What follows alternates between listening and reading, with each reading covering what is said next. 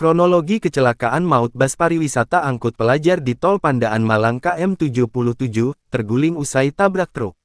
Bus pariwisata yang mengangkut rombongan siswa menabrak truk di pintu Tol Lawang, Kabupaten Malang, Jawa Timur, atau tepatnya di Jalan Tol Pandaan Malang KM77+200 arah Malang pada Senin, tanggal 23 Desember tahun 2024 pukul 15.40 waktu Indonesia Barat.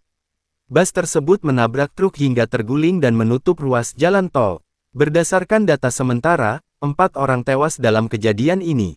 Untuk korban juga masih ada yang terjepit, masih kami lakukan evakuasi.